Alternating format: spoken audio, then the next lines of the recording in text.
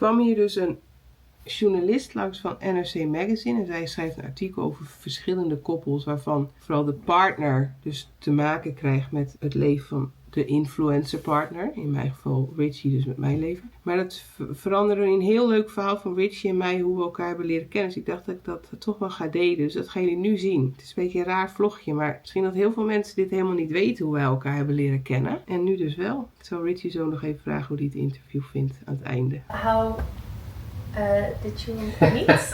And when? And where? And 22nd of July 2019. I think so, yeah. To be precise. yeah, okay. And we're a Tinder success story. Yeah. I've been living here for 7 years or something, and I had lots of amazing friends here, but I missed my family and my brother. They're back in Sydney in Australia. I've been gone for 17 years. That's a long time. And so I thought, you know what, I think it's time to move home. So I spoke to some reclama bureaus, some advertising agencies, which is what I work in as a creative, and got a job, really good job in Sydney. And then I got a place to stay. And this was before July 2019, and I bought a ticket for December. And I'm like, right, I'm going home, I'll take care of my mum and dad and my brother.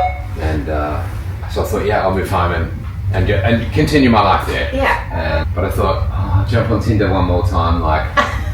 Yeah, you're still here for a couple of months. Yeah. And you find some random conversations with people, and it can be interesting. It can be a bit. I don't know. I don't know if I enjoyed it that much. But within 24 hours, I matched with Rose. Presumed she had made a mistake. Ik ken hem volgens mij. Ja, dat is echt zo'n oude boy. Dat is een ex? Ik bedoel... Het is niet mijn energie. There's a photo of her and one of her best friends, and they were laughing mid-laugh, and it really caught. I don't know, it just resonated with me, and I wanted to be there laughing too.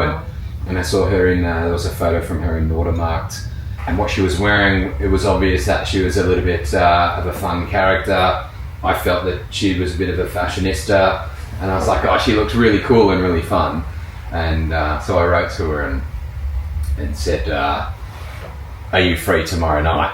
They're like, Was that the first sentence? First No. move at Tinder? Or Huh? what was the first? Or just hi, how are you? She'll explain this. I think I started off with a very basic thing, Yeah. and then wrote like a long. Oh, yeah. She remembers what I wrote really well, and it was about all kinds of stuff about my family in Australia and blah. I think I told her my life in a text message, to be honest. But we met within 2 days at Cafe Mimi in the Amsterdam. Yeah. I was sitting there, and I went there and had a beer first to get my Dutch courage, and saw her walking along the street, and she had this black flowing dress, really big and flowing in the wind as she walked, and these quite, I don't know, fashiony sunglasses and this beautiful long hair, which is one of my favourite things, and I was like, wow, and really taken by that, and we sat there and we had beers and we chatted, and it was absolutely perfect. What was my first message on Tinder? Long. Yeah, and It wasn't just a hi, let's meet up, right? Hey, normally But they I didn't say, want to mess hi, about. how was your day? And Yeah. you said, hey, I'm Richie, I live in Amsterdam for a while. What a great pictures, blah blah. How are you? What are you up to tonight? There's a whole story which shows interest. Yeah. And yeah, I'm not an experienced Tinder person, but He that is. worked. You were? No.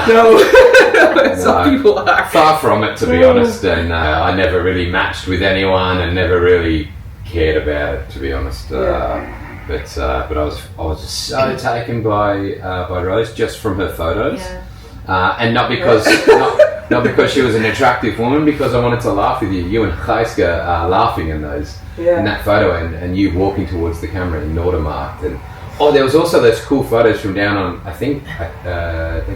the Kleutstraat in that little I know the building. Yeah.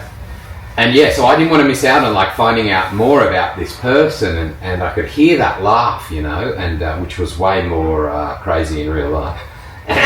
And Yeah, I do remember writing a ton of want to sell myself in as quick as I can, hey? Yeah, you're usually a very good salesman because in advertising, he's advertising himself very well. You tricked me into this marriage.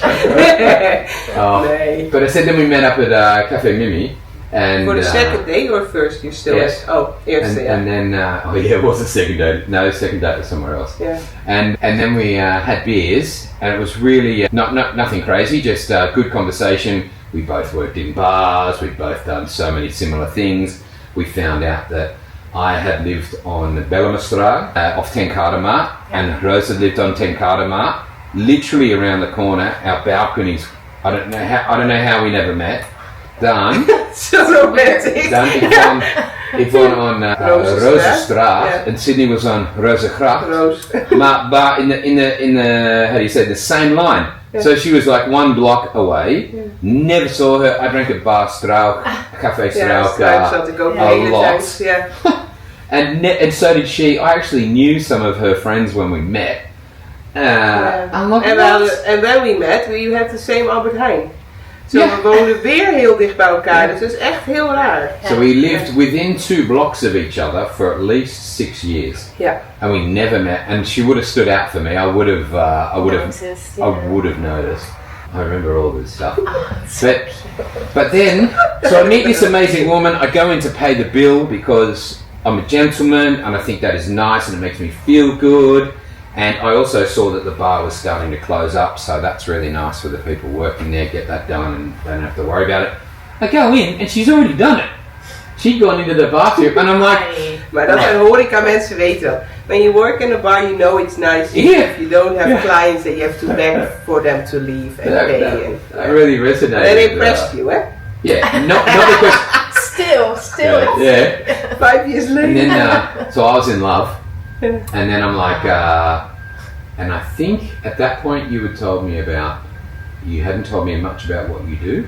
Nee. Because you didn't want to give it away. I thought maybe interesting for you to know that so before we met, I decided like, I will not tell him my profession. I don't want him to find me online before I have a chance to get to know him equally. So dat het gelijk opgaat. So he said, what do you do for a living? I said, I'm a content creator. But I gave an example of creating videos for a shop opening where I'm not in the picture. So I did. In opdracht. Gewoon filmen. But then he started, as a pro, he started to ask, what programs are you working with? Where did you do it? I'm not an educated filmmaker. I'm also a detective at heart. And then later he said that he found me anyway, because on Tinder I just said Roos, not Roosmarijn, and then he found me anyway. I went home and stalked her that night, and but I didn't. I told you all I saw was thumbnails on Google Images, and I'm like, I'm going to leave it at that. I didn't watch any of the videos. I didn't because I don't want to know. I don't want to know that character. Because some people are completely different on camera to who they are in person, and who I just met in person was amazing. And she'd also not wanted for her life to be given to me without her giving it to me. And so I honestly left it at that. But I was like, oh, cool. And I think deep down I want to be the same thing, but I want to be famous. She doesn't want to be famous. She does this because of her love for fashion and sustainable fashion, and a lot of inspiration from Opa Jan. My grandfather, he's a rommelaar. He was always picking up things from the street and then renovating it and using it. So it's in the family to dig through trash and then find the pearls. But were you afraid that he wouldn't like you anymore, or that he made some presumptions, or it feels a bit naked, I think, to show 200 videos about me and my life, where I live, what I do, and then I only know this little bit about him. So I'm fine if he knows all of that, but I'm at a point that I also know that about him, I think. Ik wilde die gelijkwaardigheid to give it a chance, because I don't know if it scares him, 200 videos about me. It's a bit much maybe, so I'm not assuming you watch 200 videos. Nee, maar ja, ik denk dat ik er heel voorzichtig uit, heel protective over ben. Van, I'm not ashamed of what I make, but I want to decide what to tell him when. Ja. En also... Het is eigenlijk wel grappig natuurlijk, want je deelt het natuurlijk wel met al je volgers, maar als je iemand dan echt leert kennen, is dat toch anders. Ja.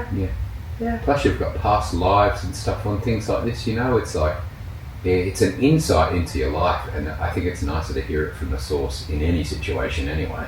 Yeah, and what I share with that big crowd is not 100% who I am. So I think I want to show him 100% who I am instead of what I decide to share with an audience. Yeah. So I do want him to get to know me personally. Yeah. And at the end of the day, and then you're what do you? What's the term for it again? Introvert. Isn't that the weirdest thing? She's an introvert. It's a bizarre I'm an profession for Like, nee, Richie should be the influencer between us, and I should be the whatever sitting in my. I'm the idiot in the background, like trying to get attention during your vlogs. Ja, nee, jij bent heel extravert. Jij vindt dat he likes being in the. Yeah, you don't have to force him to be on camera or anything. Yeah. But let's get back to our second date. So I went home. I was in love. Let's book in a second date like 3 days later or something. And we went to Valdes in Valdes, Amsterdam. Yeah. And I was in love. I'd met a very good human being. And maybe that bit doesn't matter, but I don't like messing with people nor their emotions. So I said, I need to tell you something. I don't know what it means yet, but I have a job, a house, a ticket, and I leave here on the 20th of December or something. And I said, I'm telling you because I don't want to hurt you. I don't actually know what it means, and this is a second date, so like I don't know what can happen. So she went, I need to go to the bathroom. I was crying behind my sunnies. En zo'n dikke keel van... Wat de fuck doet hij nu? Ik was ook al verliefd op hem. Dag, ga je nu zeggen dat je weggaat? Yeah. Ik vond het echt hoogverraad. Maar hij had het willen zeggen op de eerste date. But then the bar closed. So you wanted to try to tell me on the first date. But then we all of a sudden had to leave the bar. So I felt betrayed. Then we had to walk home together too. She was just like, yeah, I have to go. So... So we walked home from there to your house. I went to mine, you went to yours. But then I got very upset, and so I called her and said... Nee, I called my sister. I said, shit, I like him. And I pretended that I didn't care for him to leave, because I acted really cool. Because I thought it was dumb to be in love after one day. I saw straight through that. Yeah. And my sister said, you at least have to tell him you're upset about the fact that he's leaving. Otherwise, it's not. So I text you saying, okay, sorry for ending the date so quick. I'm upset about you leaving because I already really liked you. And then you said, let's meet. And then I was wearing a sweatsuit and started smoking. Because I felt like nothing to lose. Yeah. Same day, same we night, met up same again. Bar. And then we went back to Bar Mimi. Yeah, and then I was like, oh, I have nothing to lose now. I can show my true colors. And then we had a really good night. Yeah, you wore the red Adidas tracksuit. Yeah, Nick's... Got some photos of us drunk on the way home. Oh yeah? Yeah. Oh, with the car. Because that was that really nice car. Yeah. Yeah. But my thought on all of that was just like, I'd rather just go and, it wasn't about getting drunk, but like, just let everything go, see what happens. Yeah. And then on the 7th of August, we said, let's meet up at our Albert Heijn and get some beers and go sit in a park, which we did. I brought flowers. Beautiful. As a gentleman does. Oh, look, strange, look at it. I don't buy them enough anymore. And the drunk night was hilarious, sealed the deal for me. We met up on there, but we didn't kiss, we didn't do any of that, yeah? I think I gave you a kiss on the cheek to say goodbye. I walked you home. And then, push things. So the 7th of August we met up. Then we went to my house on Cosfor Lawrencestraat, and we were sitting at, we sat in a park first, and had with a six-pack and drank a couple of beers. Then we went back to my house because there was a few more beers there, and that's when we kissed for the first time. Yeah, I was actually going to sing this message to you, and I got frightened and I didn't sing it. Your hands are beautiful, your eyes are too, and when we drink beer...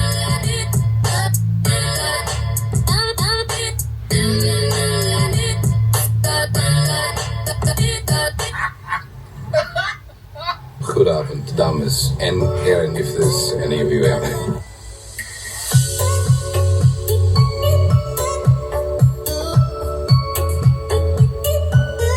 Nu ben ik dus 2 maanden geleden iemand tegengekomen. Hij is 41, ik ben 37. Alles is leuk aan hem. Hij is gewoon alles wat ik niet eens wist dat het kon. Want heel grappig, de dag voordat ik Richie heb leren kennen, had ik met een vriendin van mij een mindmap gemaakt over wat ik allemaal leuk zou vinden in een potentiële partner. Ik begon met 3 dingen opschrijven, waarschijnlijk humor, sociaal en dat ik me aangetrokken moet voelen. Toen zei ze, ja, verder? Ik zei, nee, als ik erbij zet, ik hoop dat hij lief is, dan is hij waarschijnlijk weer niet grappig. En als ik zeg, ik hoop dat hij een leuke baan heeft of creatief is, dan is hij waarschijnlijk weer niet sociaal. Dus anyhow, zei ze, nee, dat is onzin. Alles opschrijven wat je maar wenst. Dus dan heb ik echt 20 dingen opgeschreven in het midden baby. Dat ik echt hoopte dat hij ook een babywens zou hebben. Die dag swipe ik hem op Tinder en we spreken die dag daarna af. En we zitten helemaal op 1 lijn. We zijn allebei creatief, we kunnen met elkaar praten, lachen.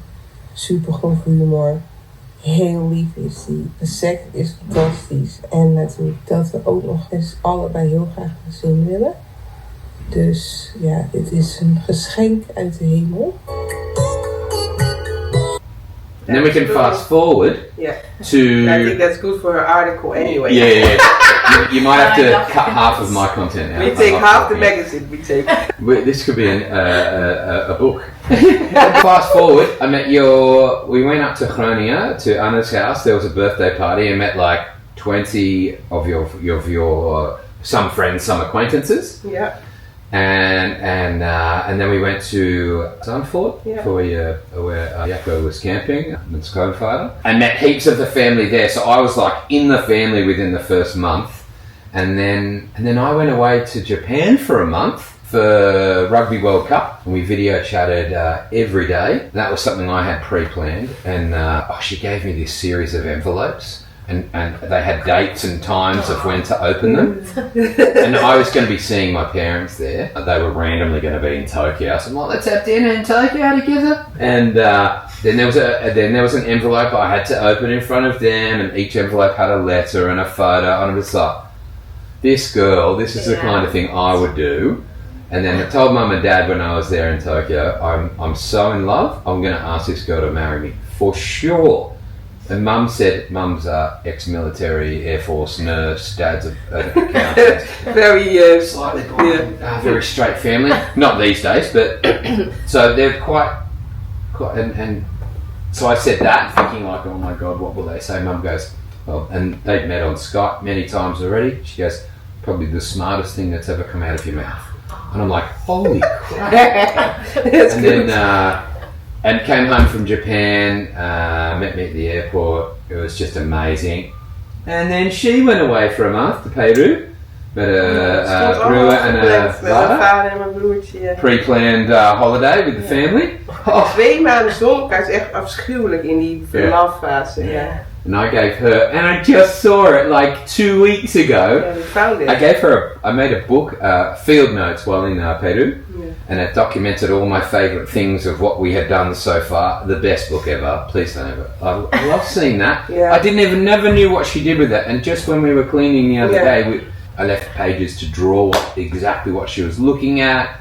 I made notes on our relationship so far, notes on what I want to happen in the future, or experiences that I wanted to have with Rose. And it gave you a pencil and crap to go with it. But she made notes all the way through it, and I just saw this the other day, 5 years later. Yeah, but that's the good thing about the book. But did you also tell her already about that you decided to stay? No. Not yet. No, way before these travels, you already said, 100%. Let's see where this goes. Yeah. Let's not cut this off So we before it kissed. can grow. Yeah. And then it was before I went to Japan, which was October. I rang my new employer in Australia and said, I'm not going to be coming home. Cancelled my room in the apartment. So you can always get a job and you can always find another place to live. and I put my ticket on hold, KLM, which we didn't use for a couple of years because of COVID and all this kind of stuff. And I told her, I'm like, yeah, cancelled life, staying with you. No, I gave you a choice. I cancelled everything, kept the ticket, and I said we move there together, or we go there on holiday, or I just stay here. Yeah. When we decided like, oh, we both like each other, we gave it, I think, a month or so to just see where it would go. Yeah. Without saying like, oh, let's cut this because I'm leaving. Let's see where it goes, and then you decide if you leave or not. And then I went away, you went away, and just the communication we had. You know, distance makes the heart grow fonder. Yeah. So I think we became stronger. And then we'd spoken about in all these video calls about what we've always wanted in life. I've always wanted to be a dad, but I had never just found the right person. I'd never found the right woman that I thought would be a good mum, which sounds a little bit harsh, but I don't mean it that harsh. Maybe I wasn't ready. Maybe that person wasn't going to be the right mum I wanted. Yeah. And I thought Rose ticked every single box, and she felt the same. And so we thought, you know, am I allowed to talk ages? You were 36 too? Yeah, 6 of 7. Oh no, 36 when we decided like, oh, let's go for it. Yeah, and because we're a little bit older, maybe. How old are you? I was 42 at the time. I'm 47, and we thought we're both a little bit older. It could take years. We don't know.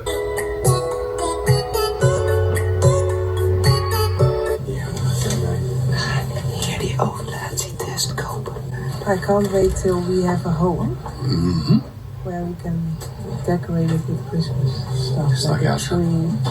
And because this year it makes no sense, right? Make a really big one. A really big one. Okay, wat hebben we? Not too obvious. I'm afraid people recognize me. No, the other one.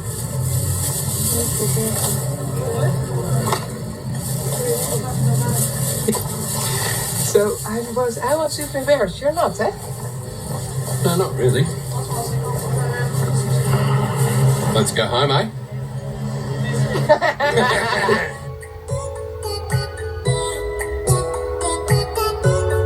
I'm embarrassed also because this is a sensitive subject.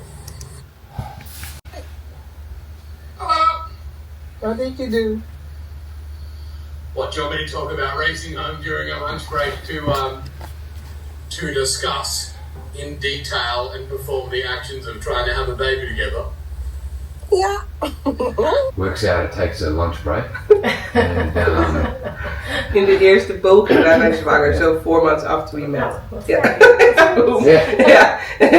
And so literally got it first go. We found out just after Christmas or just before Christmas. Just after, because we went mountain bike riding in Groningen for Christmas. So we found out just a few days after Christmas we were actually pregnant. Jullie wonen allebei in Roden. Klopt. En Roos is zwanger.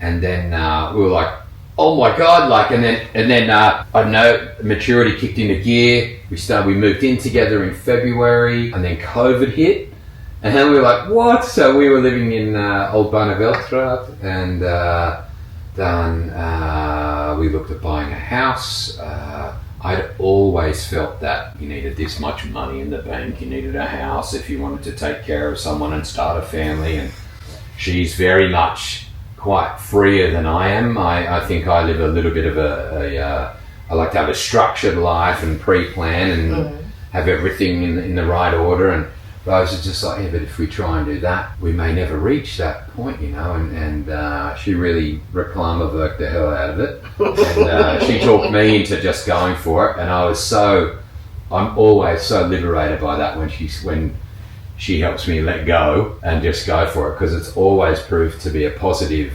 thing. And then so we went for it, had a kid, and then we decided let's buy a house, and we moved, and it's just been amazing since then.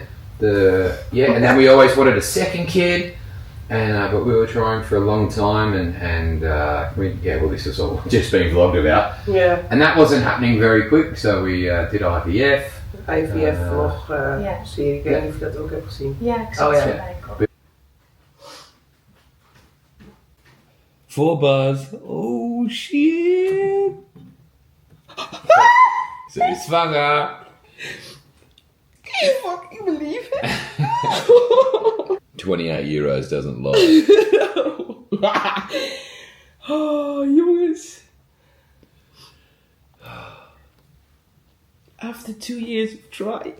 We both wanted 2 kids, and but now we're pregnant, and Boo Boo is due in, as Sydney has called him, is due in January. Yeah, we've upgraded our house to a bigger house to have a second kid. We both have amazing families, and I think every day I realise that we both made the right decision. Yeah, I won't speak for you, sure. but I feel like I made the right decision. Yeah, we go in a flow together. There's not much hard work involved. That's why we knew like this is a really good match. The rock for me, hey, like I've Rock. I think I have more problems than you in life, and you know. Yeah, what I was wondering, because you talk about IVF, but what of this love story do your followers know? Some of it, or nothing at all, or? I think we never sat down to share this, but everything Richie shared just yet is for me appropriate to share. So it's not the followers will love this. Yeah, I'm sure. I think there's definitely. I think the first vlog where I enter the screen. How did that? Oh god, that was so amazing. Germany.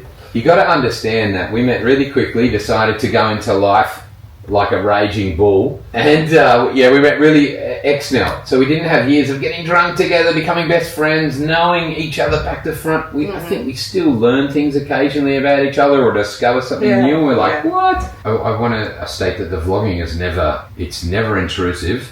She occasionally on the weekends we might go, let's go vlogging to a thrift store together as a family, and that's like a thing. But the camera's never in our faces. But you're always up to it. I actually want to do it more than probably what she does. Yeah, I don't. It never gets in the way of our life. You know? I like to vlog during my work hours, or if it's not annoying for the day. You know, if we go to IKEA to buy something, that's stressful enough to go to IKEA. So I make sure everything is going smooth. If there's a second here or there that I can actually make sure, I will do it. But it's it's always pre-discussed. If I can't vlog, then that's it. Then it's just my work, so I do it during office hours. Yeah. And you say pre-discuss, so you discuss everything. Je overlegt alles samen eerst voordat.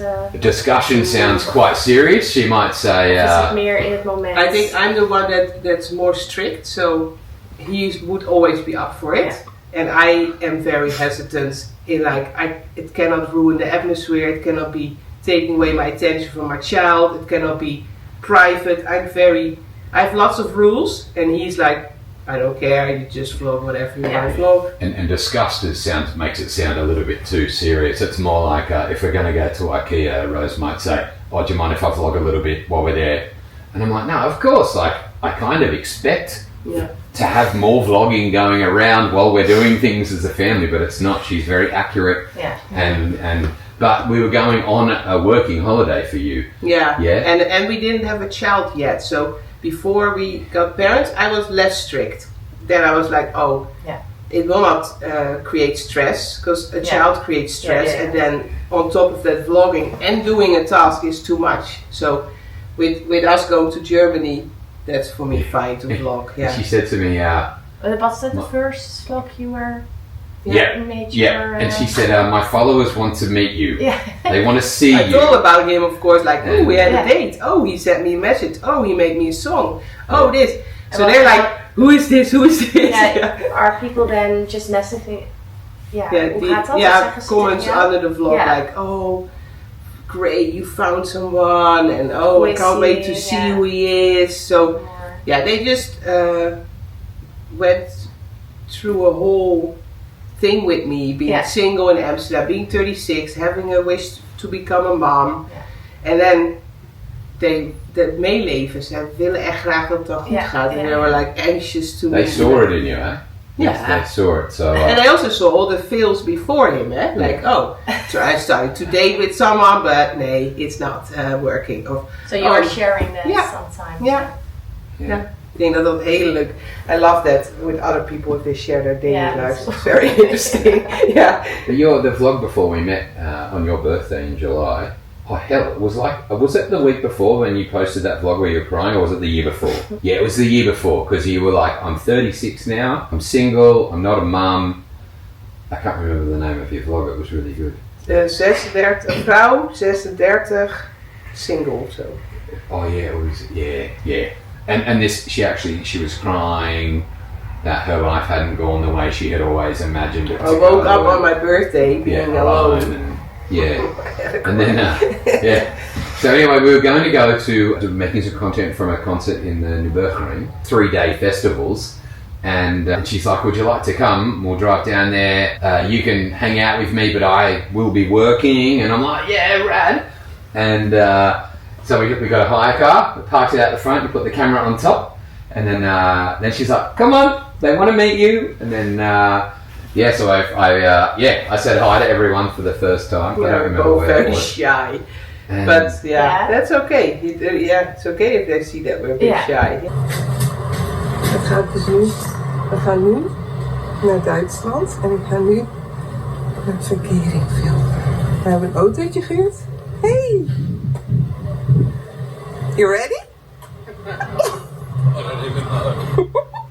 Okay, we will wait. We have to get to you. We moeten eerst even bij jou gaan wennen. Dat is nog wel even, even geleden. Maar I want to do like a really big introduction. Wait here. Maar moet ik nou het Engels doen?